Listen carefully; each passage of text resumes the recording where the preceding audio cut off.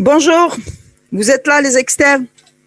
On va voir aujourd'hui un cours qui porte sur les tumeurs gastriques. Je suis désolée si vous ne pouvez pas me voir. Je vais essayer quand même de partager l'image. En introduction, on va dire que les tumeurs gastriques sont des tumeurs qui sont développées au niveau de l'estomac et qui peuvent être donc soit bénignes, soit malignes. Les tumeurs bénignes sont rares, mais ils s'observent vers la quarantaine jusqu'à 60 ans. Ils sont le plus souvent peu symptomatiques. Il faut savoir qu'il existe de nombreux types de tumeurs bénignes. Le diagnostic des tumeurs gastriques repose surtout sur l'endoscopie avec la biopsie. Leur prise en charge est multidisciplinaire où elle fait intervenir donc les gastro-entérologues, les endoscopistes, les chirurgiens, les nucléaires en cas de cancer et les autres, et les anatomopathologistes bien sûr. Je vais vous donner un petit rappel anatomique sur l'estomac pour dire que c'est un organe qui est creux et qui est volumineux, qui fait suite à l'œsophage. Je ne sais pas si vous arrivez à voir. Et qui fait donc suite à l'œsophage, dont il est séparé par le cardia. Il se termine donc par le pylore qui marque la jonction donc entre l'estomac et le duodénum. Il se caractérise donc de face par sa forme qui est en J. Sa direction, donc, elle est donc oblique de haut en bas et de gauche vers la droite. Il y a deux portions, il y a deux faces, il y a deux bords. Donc, deux portions, deux faces, deux bords et deux orifices. Vous avez pour les portions, vous avez la grosse tuberosité et la petite tuberosité. Pour les faces, vous avez la face antérieure et la face postérieure. Et pour les courbures, vous avez la grande courbure et la petite courbure. Les orifices, le cardia et le pylore en bas. Voilà, c'est toujours donc un schéma donc de l'estomac. Vous avez sur le plan histologique, l'estomac est formé donc de 4 couches. Donc en allant de dedans vers l'extérieur, on a la muqueuse, la sous-muqueuse, la musculeuse et en dernier la séreuse. Donc pour étudier les tumeurs gastriques, on avait dit que les tumeurs peuvent être soit bénignes, soit malignes. Est-ce que vous pouvez participer à la réunion? C'est-à-dire, ils peuvent parler?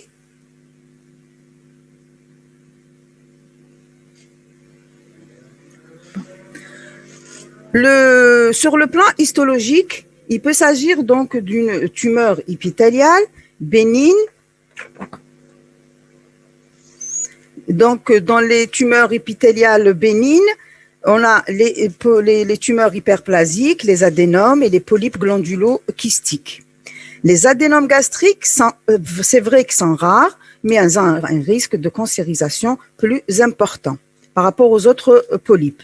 Nous avons aussi les tumeurs épithéliales malignes, représentées surtout par les adénocarcinomes.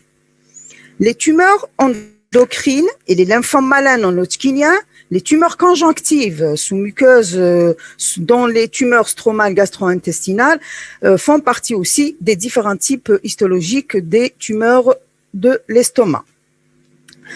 Maintenant, nous allons commencer par les tumeurs bénignes. Et en premier, on va voir les polypes gastriques. Les polypes gastriques sont des tumeurs les plus fréquentes, donc des tumeurs gastriques non cancéreuses, c'est-à-dire bénignes. Ils sont définis comme des lésions ensaillées dans la nature histologique est variable. Nous avons donc des polypes qui sont découverts à l'endoscopie digestive haute. Ils peuvent être soit sessiles, soit pédiculés. Ils peuvent être aussi uniques, on a un seul polype, ou plusieurs polypes, donc sont multiples et ça rentre dans le cadre donc des polyposes. Il existe plusieurs types de polypes gastriques. Nous avons les polypes phendiques, glandulo-kystiques, qui mesurent moins de 1 cm et qui peuvent se voir chez des personnes qui sont atteintes donc d'un syndrome de polypose. Là, on retrouve des centaines de polypes. Nous allons voir après quand est-ce qu'on peut parler donc des syndromes de polypose. Le deuxième type de polypes, c'est les polypes hyperplasiques. Les polypes hyperplasiques, ils font généralement moins de 2 cm et ils surviennent, c'est des personnes atteintes donc surtout de gastrite généralement. Le troisième type, c'est les adénomes. Les adénomes qui sont définis épithéliales dysplasiques qui peuvent être soit de bas grade ou de grade de malignité. Ils peuvent être tubuleux, vileux ou tubulo-vileux. Le plus souvent, ils sont sporadiques, un seul polype, comme ils peuvent rentrer dans le cadre d'une polypose adénomateuse familiale. C'est-à-dire qu'il y a plusieurs polypes retrouvés dans l'estomac et dans d'autres segments du tube digestif. Nous avons aussi leur siège prédominant, c'est l'antre. Et ils surviennent sur une gastrite atrophique à statut Helicobacter pylori positif. Le risque de cancer comme j'ai dit tout à l'heure, est plus élevé par rapport aux autres types de polypes et il est surtout corrélé à la taille du polype. Généralement, le risque est environ de 50% quand la taille de ce polype est supérieure à 2 cm. Le risque de cancérisation est faible, plus faible pour les hyperplasiques et voire même absent pour donc le premier type qui est le phendique glandulo-kystique. Donc, ces 3 types de polypes, sur le plan histologique, qui sont connus, ils sont les plus fréquents. On peut retrouver aussi des polypes gastriques bénins et qui rentrent dans les syndromes de polypose, comme le syndrome de Peutz-Jeghers, la polypose juvénile, le syndrome de Cowden et le syndrome de Gardner. Et nous avons aussi la polypose adénomateuse familiale. La polypose adénomateuse familiale est définie par le développement de nombreux adénomes, voire des centaines, vers des milliers sur le revêtement du côlon, le rectum et d'autres segments. Donc, en partie, il se développe aussi au niveau de l'estomac. Donc, on peut avoir aussi des lésions type stromale célégiste, les léomyome, les tumeurs des nerfs périphériques, les schwannomes et les neurofibromes, les hémangiomes, les lymphangiomes, les fibromes et les tumeurs kystiques. Ça, ce sont des tumeurs encore plus rares. Est-ce que vous m'écoutez? Je ne sais pas s'il y a un problème ou pas. Non, il n'y a pas de problème. Vous pouvez continuer. Donc, on vous entend très bien. D'accord. Oui, on vous entend. J'essaie de faire... Hein? On vous entend très bien. D'accord. C'est Dr Kizoula?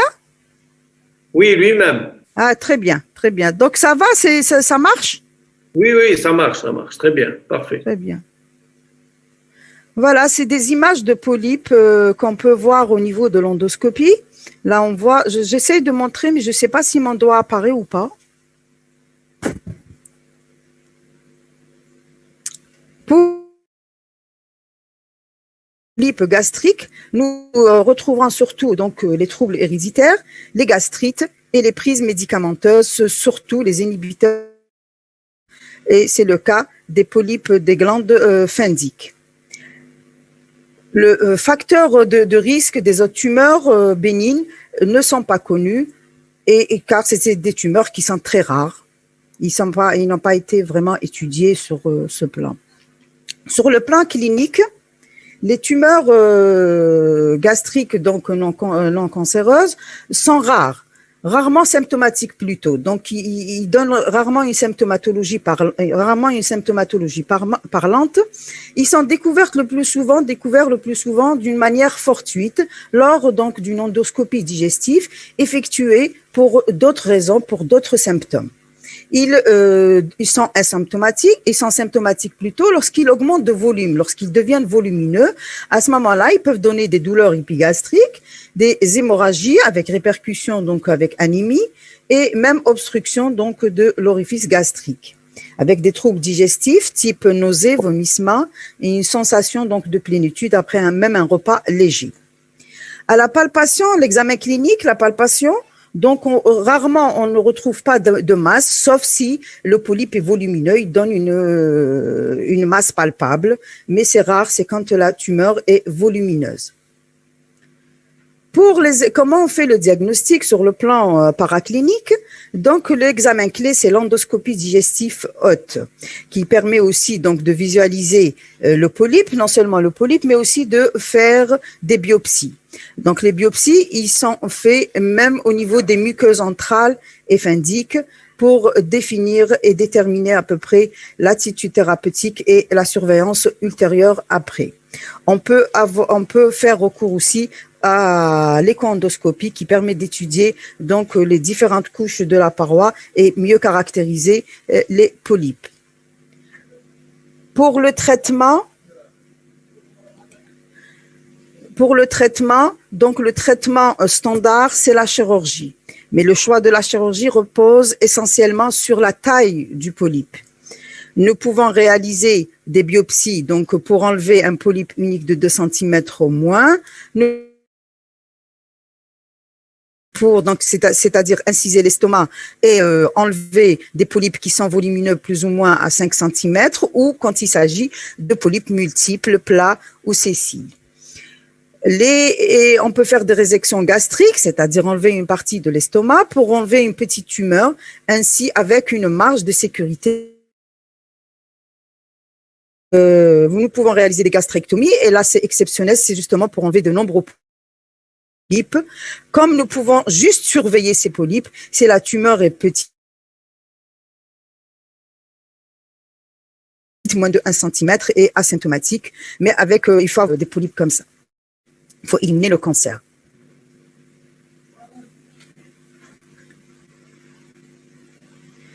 C'est les tumeurs bénignes.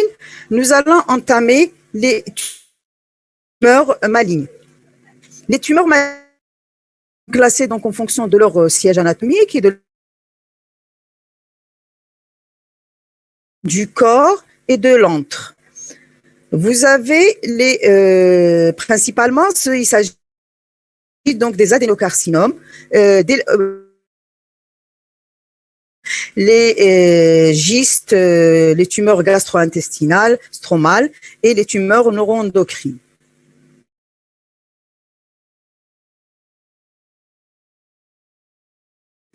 Nous allons commencer par le cancer. Il faut savoir que ce cancer est fréquent et il est classé le 2e après le cancer colorectal en France.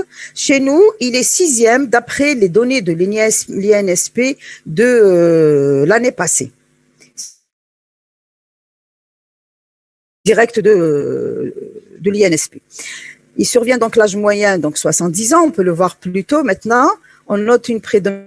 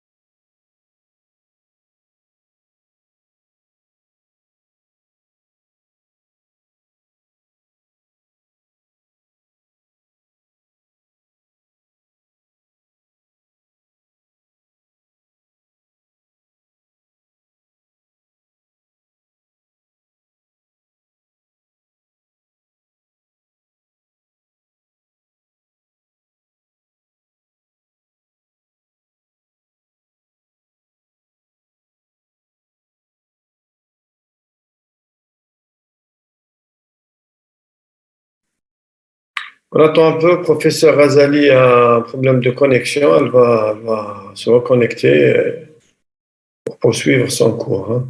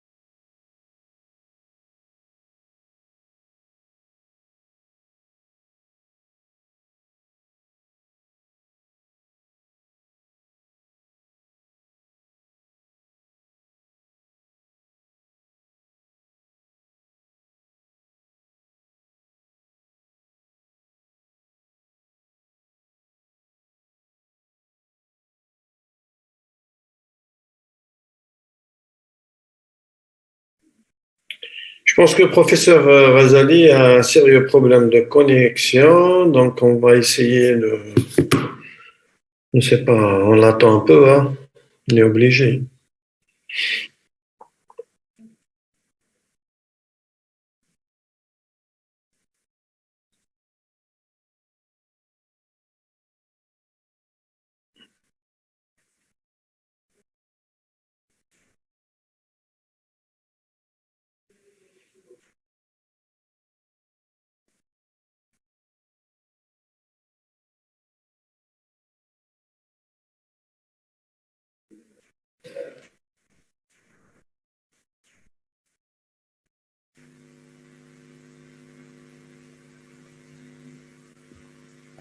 Oui, est-ce que vous êtes là? Oui, on est là, on est Ah, toujours très bien. là. Très bien, je me suis reconnectée encore. Il y a un problème de connexion, je crois. Oui, j'avais compris, oui. Donc, Hmm.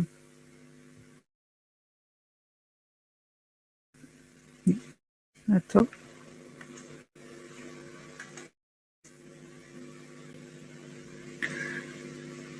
Et ben voilà, donc on reprend. Donc pour le cancer gastrique, il est classé le deuxième, donc après le cancer colorectal, et le sixième en Algérie, qui a une prédominance masculine. Et où nous avons constaté une augmentation des formes proximales, c'est-à-dire tout ce qui est cancer du cardia, et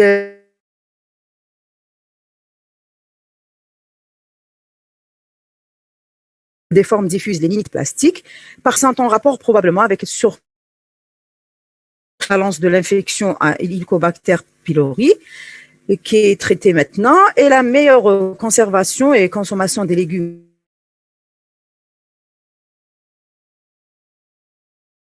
et des fruits. Donc, c'est surtout les habitudes alimentaires. Très bien.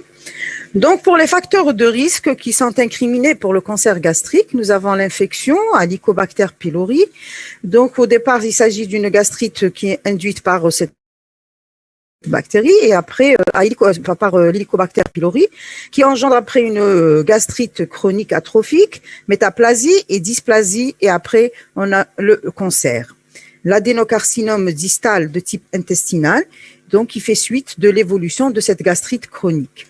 Nous incriminons aussi les facteurs génétiques, c'est pour ça qu'il faut rechercher une prédisposition familiale et les facteurs de l'environnement tels que le tabagisme, l'alcool, la consommation élevée de sel, le niveau socio-économique bas et la faible consommation donc des légumes et des fruits. Les lésions précancéreuses sont représentées par la maladie de Biemer. La maladie de Biemer, ce qui est définie comme une gastrite atrophique fundique auto-immune, qui peut aussi favoriser la survenue des tumeurs endocrines gastriques. La gastrite chronique atrophique, les polypes gastriques adénomateux, nous l'avons signalé tout à l'heure pour les polypes adénomateux, la maladie de Ménétrier, l'ulcère gastrique chronique et l'ulcère duodénal. L'ulcère duodénal, justement, l'ulcère gastrique chronique est considéré comme à risque pour le cancer, mais l'ulcère duodénal n'est pas à risque pour la dégénérescence et ne nécessite pas généralement de contrôle endoscopique. Le risque aussi peut survenir après une gastrectomie partielle, c'est-à-dire sur moignon gastrique restant, après 10 à 15 ans d'évolution, et nous incriminons surtout le rôle probablement du reflux biliaire. Nous avons, sur le plan pour classer ces tumeurs, donc nous avons la classification de Loren qui distingue 3 types, le type intestinal, le type diffus et le type mixte. La classification aussi de l'UICC 2016 donc distingue 4 stades. Nous avons l'in situ, donc c'est une tumeur de la lamina propria. Le 1, c'est une tumeur limitée à la muqueuse ou à la submuqueuse, c'est un cancer superficiel. Il y a 2 sous-types, le A et le B, qui envahit donc la lamina propria et la musculaire muqueuse, et le envahit la sous-muqueuse. Le 2, tendu à la musculeuse, et donc nous avons... Votre connexion est instable. Pourquoi?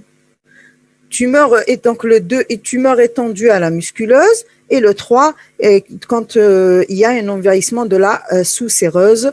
Le 4, c'est une tumeur qui envahit la séreuse plutôt et les organes adjacents. Le B. Le A, quand il y a un envahissement de la séreuse, y compris le péritone viscéral.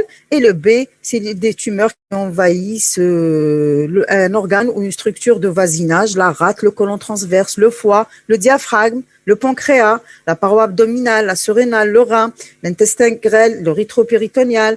L'œsophage et le duodénum ne sont pas considérés comme envahissement d'un organe adjacent.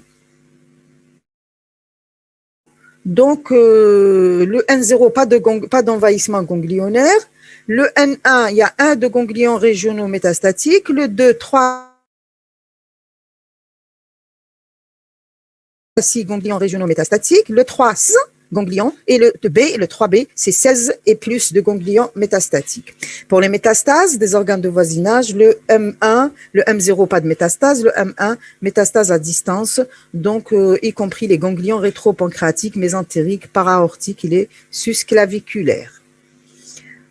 Pour les formes donc en dehors de l'adénocarcinome, il peut s'agir donc d'un cancer superficiel qui est juste limité à la sous-muqueuse et de l'échondoscopie justement pour le diagnostic et les limites plastiques il s'agit justement d'un épistissement de l'estomac qui devient rigide et scléreuse. Pour comment on fait le diagnostic? Sur le plan clinique, les circonstances de découverte, justement, les signes d'appel ne sont pas spécifiques et sont souvent tardifs. Il peut s'agir des signes digestifs, un syndrome ulcéreux, un syndrome des signes extradigestifs, altération de l'état général avec amaigrissement, asthénie, une anémie, une complication, justement un cancer qui est compliqué au stade de complication avec une hémorragie digestive, occulte ou extériorisée, avec une anémie fériprive, hématémèse ou méléna, des péritonites par perforation orale, une métastase qui peut révéler le cancer hépatique ganglionnaire, surtout le ganglion de Troisier, ou carrément une tumeur ovarienne, c'est les tumeurs de Krukenberg, ou carrément une carcinose péritoniale. Il peut s'agir aussi d'un syndrome paranéoplasique qui et les autres signes. Sur le plan examen clinique, le plus souvent est pauvre, donc qu'est-ce qu'on cherche? On cherche justement une masse épigastrique. On peut retrouver une masse épigastrique quand la tumeur a évolué, est volumineuse. On peut retrouver une hépatomégalie métastatique, un ganglion de Troisier, ou carrément une ascite ou des signes d'hémorragie, donc liés aussi à d'autres signes liés à la carcinose péritoniale.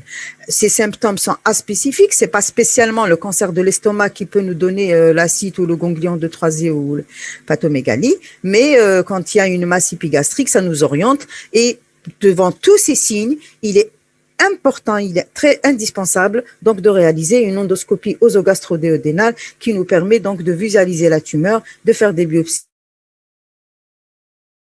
le diagnostic positif. Les biopsies doivent être multiples, au minimum au nombre de 10, et de la lésion elle-même et aussi donc de la muqueuse qui est autour et qui doit être qui est l'examen de référence aussi, donc qui permet d'affirmer la bénignité ou la malignité. Et il nous permet donc de donner le siège qui est l'étendue de la tumeur. Nous avons le corps et la grosse tuberosité et le cardia. La distance par rapport au cardia et au pylore, il permet de donner aussi l'aspect macroscopique qui peut être ulcéro-végétant ou ulcération carrément infiltrant. Le type sur le plan histologique, il s'agit le plus souvent dans 90% des cas d'un adénocarcinome. Donc là, c'est pour dire que tout ulcère gastrique aussi, même s'il y a une pathologie ulcéreuse, quel que soit l'aspect, quel que soit le type de la clinique, il faut faire des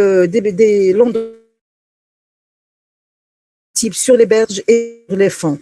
C'est ce qui est recommandé justement par les experts. Le plus, c'est de ne pas évoquer un diagnostic devant un diagnostic, devant un symptôme qui n'est pas spécifique, et de ne pas faire l'endoscopie gastrique, réaliser l'endoscopie gastrique. Et parce que quand en endoscopie, on peut discuter soit l'ulcère, soit avec le cancer. Le risque, c'est de méconnaître un cancer en cas de biopsie insuffisante ou absence de contrôle après le traitement. Et les tumeurs non adénocarcinomateuses, les tumeurs endocrines, ou bien il s'agit carrément d'une métastase d'un autre cancer. Traitement, et la chirurgie, c'est la méthode de choix qui permet de réséquer complètement la tumeur, associée à un geste ganglionnaire.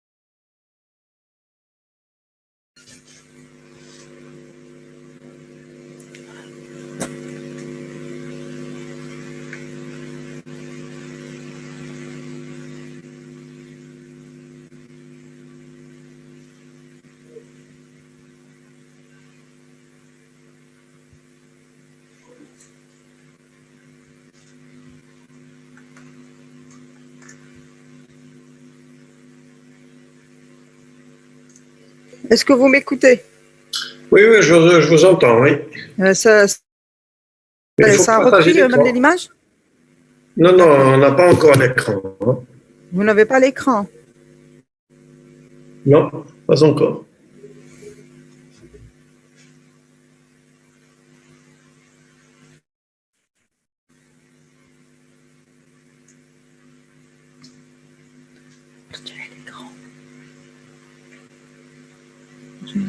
L'écran, ils n'ont pas l'écran, je ne sais pas pourquoi. Donc, cliquez sur partager l'écran. Oui, L'école oui, en c'est ce que vert. non, depuis tout à l'heure, je le fais. Je ne sais pas ce qui se passe. Oui, ça arrive, hein. Donc maintenant, voilà. C'est bon? C'est bon. Très bien. Et vous avez l'image? Oui, oui, on a l'image et le son. D'accord. Donc, je disais tout à l'heure pour le traitement d'un cancer gastrique, le traitement de choix, c'est la chirurgie qui permet de réséquer complètement la tumeur et d'associer un geste donc d'un curage ganglionnaire parce que c'est un cancer qui est très lymphophile. On peut faire une gastrectomie, donc soit totale ou subtotale. Subtotale, c'est une gastrectomie des 4/5e. Surtout quand il s'agit d'un cancer de l'antre, et une totale quand c'est des cancers proximaux ou du corps, de l'estomac, ou quand il s'agit d'une lignite plastique. Le geste ganglionnaire consiste à réaliser donc un curage ganglionnaire des deux avec justement avec conservation de la rate. La rate n'est enlevée n'est discutée qu'en cas de grosse de tumeur de la grosse tuberosité classée T3 et T4. Avec justement quand on fait une résection des gastrectomies, on rétablit la continuité. Quand donc il s'agit soit d'un rétablissement œsogéjunal sur une anse en Y quand on fait une totale et une gastrogéjunale quand on fait une subtotale. Le traitement endoscopique, surtout, est réservé pour les cancers superficiels, qui permet donc de réséquer la tumeur et la muqueuse et la sous-muqueuse. C'est ce qu'on appelle les mucosectomies, réservées donc pour les cancers superficiels. Donc les mucosectomies, c'est clair, c'est une exérèse de la tumeur, de la sous-muqueuse et de la muqueuse. Le traitement par chimiothérapie, on parle maintenant d'une chimiothérapie périopératoire, des formes résécables, quand il s'agit d'une forme résécable qui associe donc le 5-fluorouracile et le 6-plastine, et résécable ou métastatique. Donc on introduit directement la chimiothérapie d'abord, donc la place de la chirurgie devient un peu recule un peu par rapport quand c'est une tumeur non résécable. Donc ça, c'était pour les cancers gastriques. Maintenant, on aborde un peu les lymphomes gastriques. Donc, c'est la première localisation des lymphomes extraganglionnaires, donc au niveau de l'estomac, représente à peu près 15% des tumeurs gastriques. Il s'agit le plus souvent des lymphomes B à petites cellules du Malte, et soit deuxième type, c'est les lymphomes B diffus à grandes cellules du Malte. Ils sont donc de bas grade de malignité et sont généralement indolores. Les lésions précancéreuses, on incrimine surtout les infections donc à Helicobacter pylori dans plus de 90% des cas, pour les lymphomes à petites cellules. Et sur le plan clinique, ils sont diagnostiqués du fait de douleurs, d'hémorragie, et c'est l'endoscopie toujours avec une biopsie qui permet le diagnostic. Et là, on note l'apport considérable de l'immunohistochimie et de la biologie moléculaire. Donc le traitement, l'éradication de l'Helicobacter pylori, donc surtout quand il s'agit de bas grade, peut-être on peut le guérir, donc par un traitement, quand on associe un traitement médical. Maintenant, si échec, on a la chimiothérapie. Bien que maintenant, les gystes, c'est les tumeurs stromales gastro-intestinales, bien qu'elles soient rares, mais restent quand même les tumeurs conjonctives les plus fréquentes de l'estomac. Il se développe à partir, donc c'est des tumeurs mésenchymateuses, et la plupart sont causées par une mutation du gène appelé c-KIT, qui contrôle la croissance des cellules. Et ça, c'est l'apport considérable aussi, les progrès de l'immunohistochimie et de la biologie moléculaire qui a permis de caractériser ces tumeurs. Leur diagnostic est difficile et parfois même tardif. Nous avons amélioré cette prise en charge grâce au progrès justement de l'imagerie et on note l'apport important du scanner, la tomodensitométrie, qui de référence donc et pour le bilan d'extension et aussi pour le suivi du traitement. La localisation gastrique donc représente qu'est-ce que j'ai enlevé?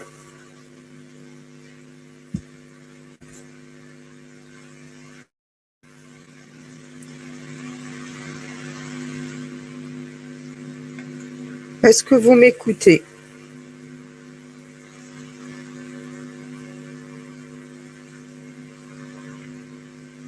Oui, oui, professeur Azali, mais on n'a pas l'écran. Hein. Encore? Oui.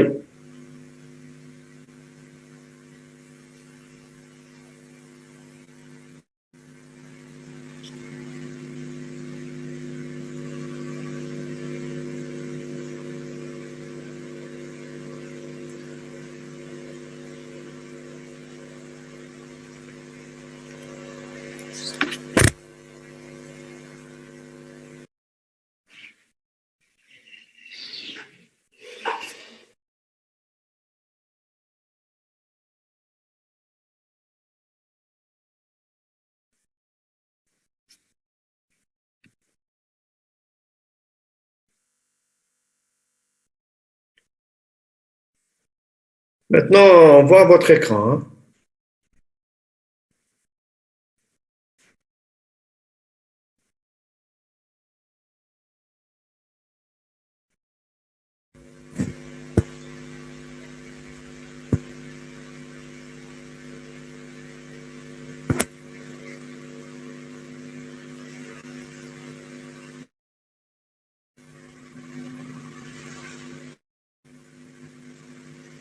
Professeur Azali.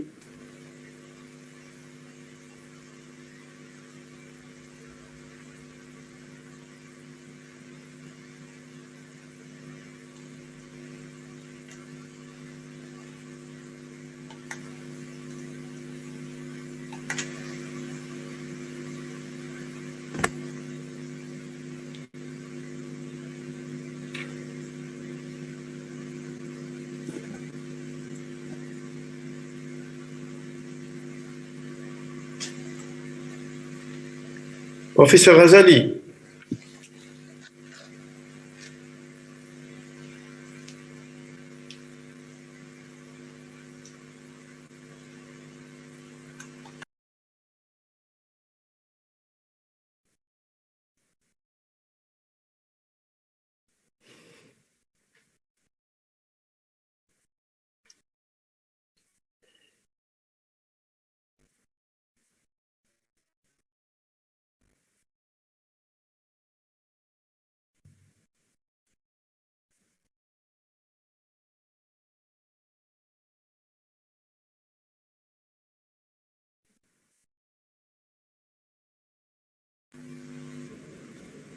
Est-ce que vous m'écoutez?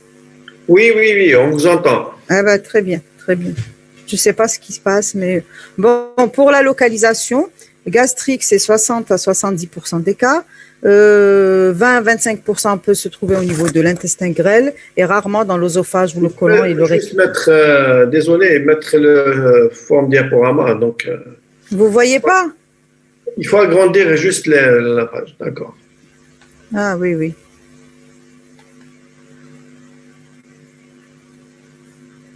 Parfait.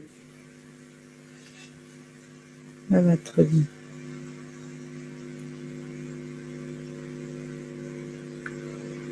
Ce qu'il faut savoir pour les gystes, c'est qu'on peut les découvrir aussi d'une manière fortuite quand il s'agit d'une petite tumeur.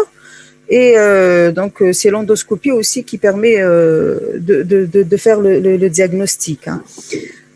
Alors, pour l'âge moyen lors du diagnostic, il varie entre 50 et 60 ans.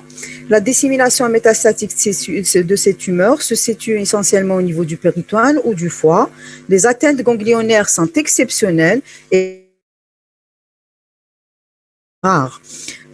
Pour le traitement, donc on dispose, il y a un nouveau, le Glivec, l'imatinib qui a bouleversé, changé un peu la prise en charge ou la conduite thérapeutique, qui permet justement d'inhiber le c-KIT, qui permet aussi, pour quand il s'agit d'une tumeur volumineuse, permet donc de diminuer le volume de cette tumeur avant la chirurgie. Et aussi, nous avons le deuxième volet, c'est la chirurgie qui permet aussi de réséquer des tumeurs.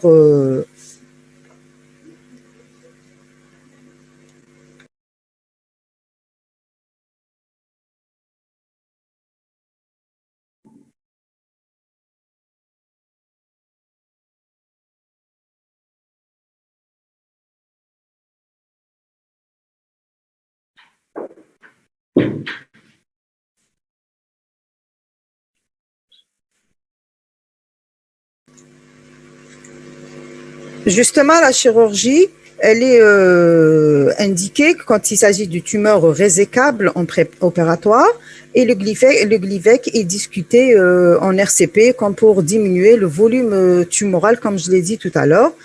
Et quand il s'agit d'une tumeur non résécable, justement, c'est le Glivec après confirmation du diagnostic, bien sûr. Et quand il s'agit d'une tumeur non résécable d'emblée avec des métastases, le Glivec peut traiter ces tumeurs et la chirurgie n'est discutée que secondairement après réponse, après le traitement.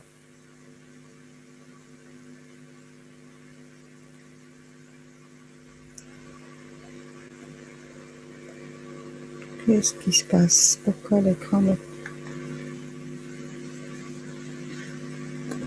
Voilà, donc on arrive aux tumeurs neuroendocrines qui survient dans la majorité des cas sur un terrain de gastrite atrophique fundique auto-immune. Et elles sont multiples, de petite taille, d'évolution lente et métastases exceptionnellement. Il existe aussi des tumeurs endocrines sporadiques, notamment donc surtout les carcinomes peu différenciés qui sont de mauvais pronostics.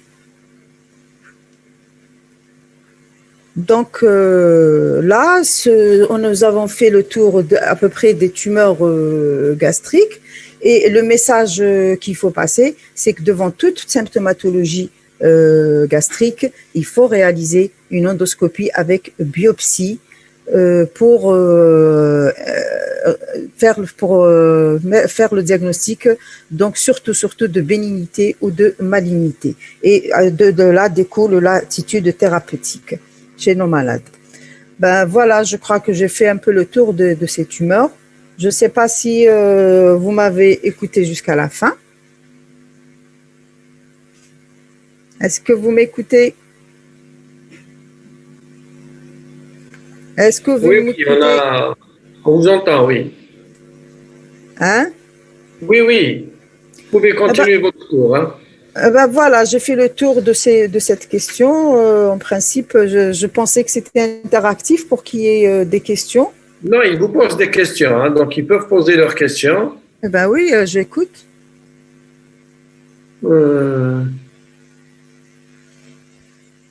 Bon, j'ai pas compris. Il a polypes hyperplasiques sont non adénomateuses. Sont des polypes non adénomateuses. Pas compris cette question. Hein, donc, sincèrement, j'ai pas compris ce qu'il voulait dire.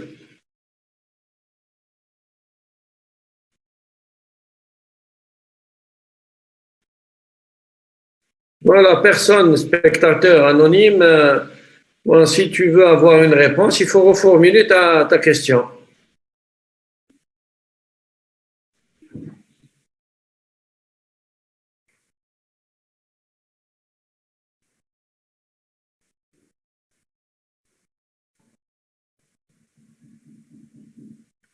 Il y a une question qui est posée. Ils vous disent quelle est l'indication de biopsie. Quelles sont les indications de biopsie au cas lors de la découverte d'un polype?